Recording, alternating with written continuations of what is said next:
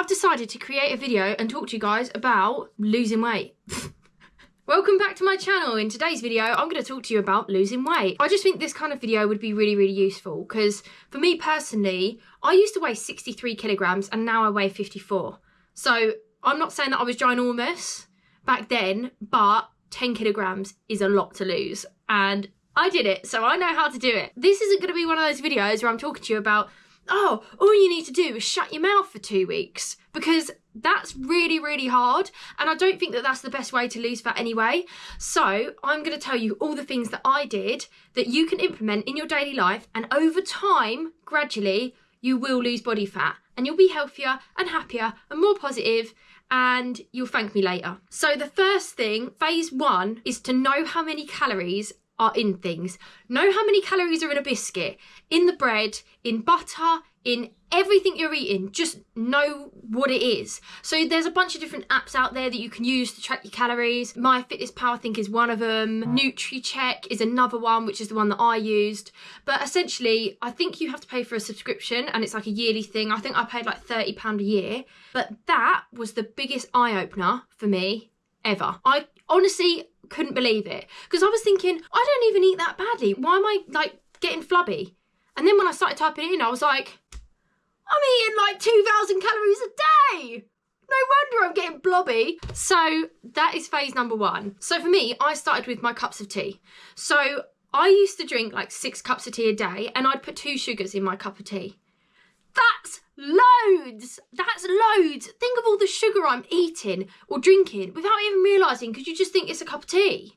It wasn't till I got this app and I started tracking it that I was like, how have I still got my teeth intact? So the way I got over that was went down to 1 spoonful of sugar in my tea.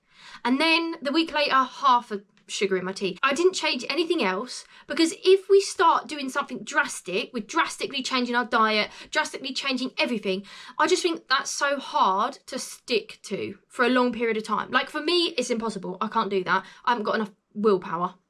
So doing it this way, I'm cutting down my sugar gradually. And then eventually I got to no sugars in my tea, and I still love a cup of tea and I genuinely don't notice a difference.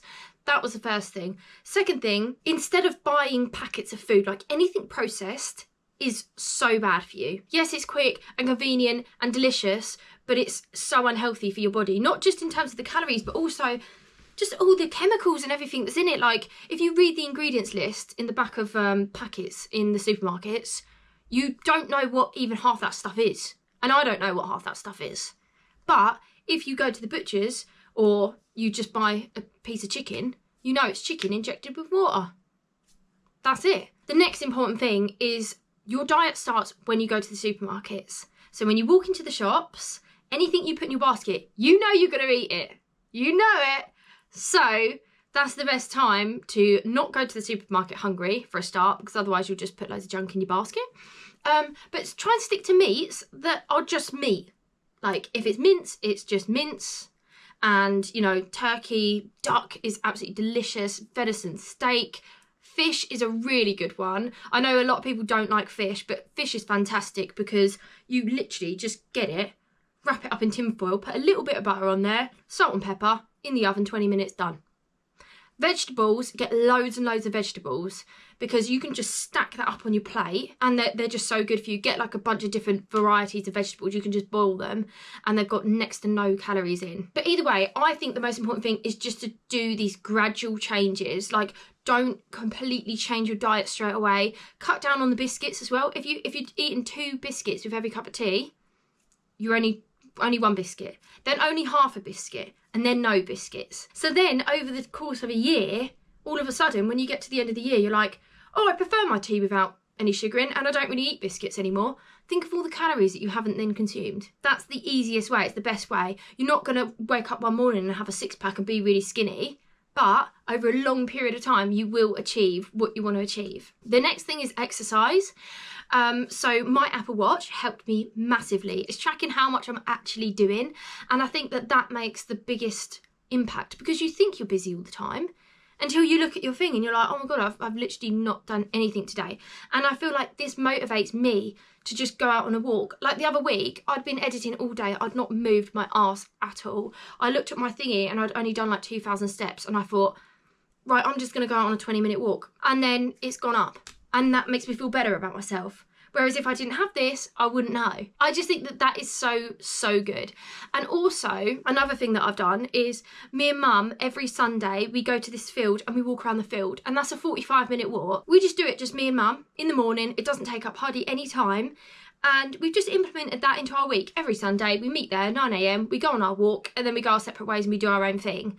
But, like I was saying before, over the course of a year, we're doing that walk every Sunday. You know, we burn like nearly 200 calories when we're doing that, which is still quite good because we're like brisk walking, but it's easy and it doesn't impede my day, and it's just so good to like get yourself moving, burn off some calories and stuff like that. So that's another thing that I think is really, really good. And then if you actually wanted to start the gym, but you have no idea where to start or like what the hell you're even doing, Cole recently bought me this subscription on this app, and it's called Thirst, Thirst. And basically you type in your goal, you type in how much you weigh, and it gives you a training program. The one I'm doing is Glorious Glutes because I want to get a fat ass. It gives you your workout, and then with all of the exercises, he's put a video on there.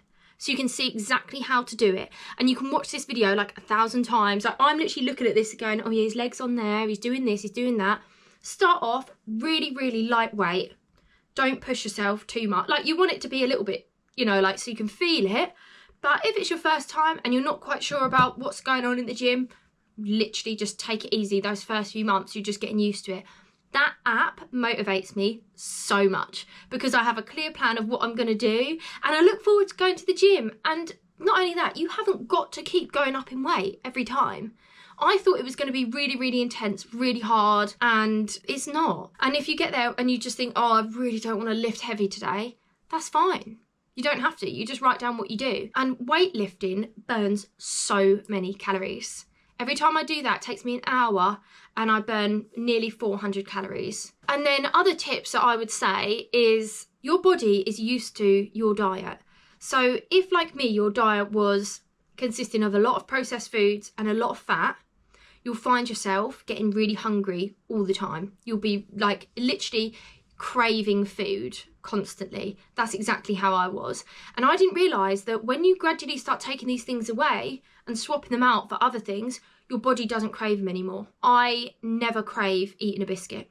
I used to want to put the telly on and eat something like junk food, whereas I don't have that anymore. Don't even think about it.